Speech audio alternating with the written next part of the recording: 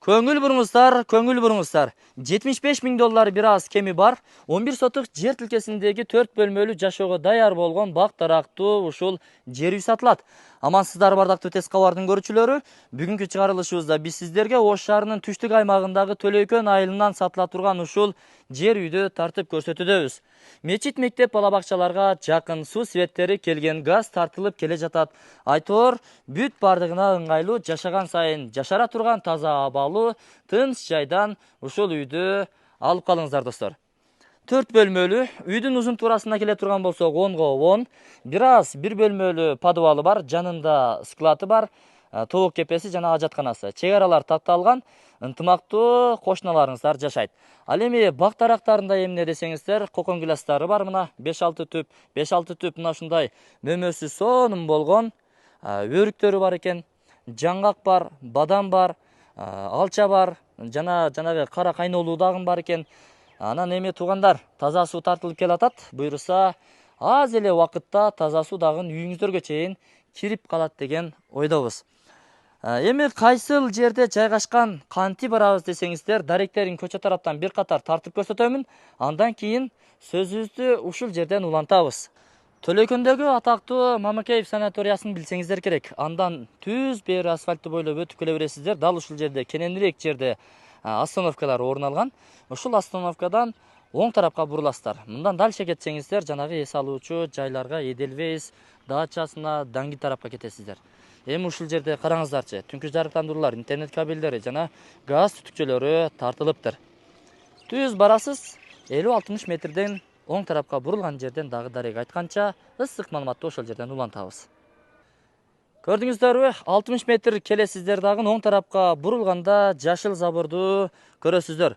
Дал ушул сатыла турган жер тилке көчөнүн бурчунда эле жайгашкан.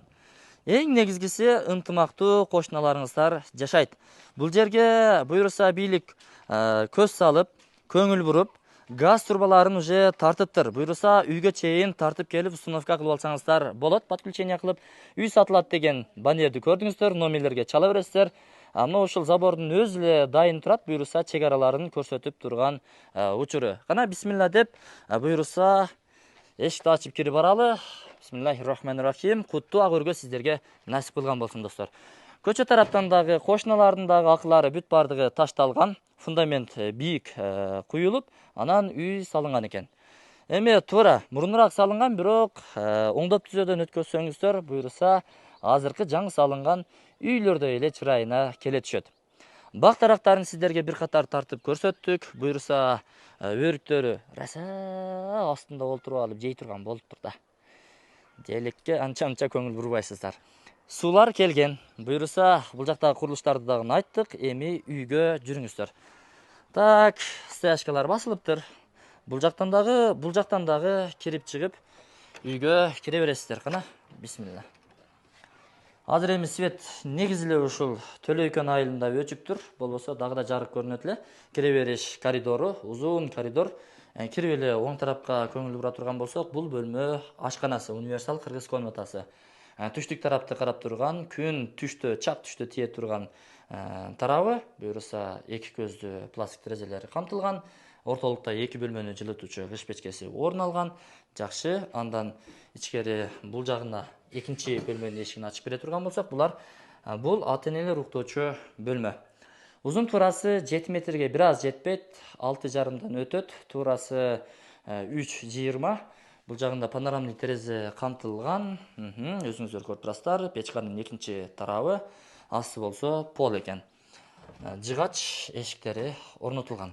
Андан кийинки бул 6га 4 размериндеги, 6га 3,80 размериндеги бир бөлмө. Бул зал, конок бөлмөсү. 2 терезеси камтылган.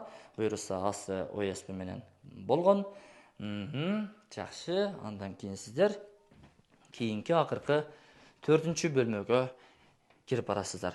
Бул 4-чү бөлмө муну деле ушу конок келсе коноктосо турган, болбосо спальный бөлмө кылып пайдалансаңыздар болот. Узун туурасы 6га 3,5. Түштүк тарапты карап турган 3 көздүү пластик терезелери камтылган. Буюрса сиздер үй менен толук тааныштыңыздар деп эсептейбиз. Кандай экен? Жагып атабы? Жакшыбы? Ремонт кылып жашаса болобу? Шаарды көрүп атасыздар. Кышында Ош шаары Ыш шаарына айланууда. Аба тазасы, ушул жак. Кандай десең, эми бул дачасы мал. Эки этаж үйдү заңгыратып саласыздар, бактарактын астында сөр тапчанды коюп алып, жыргап, эс алып жашаганга не жетсин дейсиз. Туурабы? Азыр эми туугандар, бул жерде бир аз суу кампасы дагы бар экен. Үй ушул боюнча калат сиздерге бүт бардыгы. Кирип эле жашай бересиздер өзүңүздөрдүн буюм тайымыңыздарды алып келип.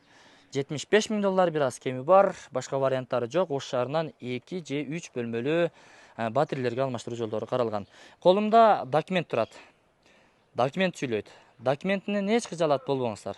Бардыгы жакшы. Үйдүн дагы чиймелери чийилип, техпаспорт дейбизби, анысы дагы дайын. Насип кылган болсун сиздерге. 5 кандай десем, ынтымактуу кошуналар жашайт.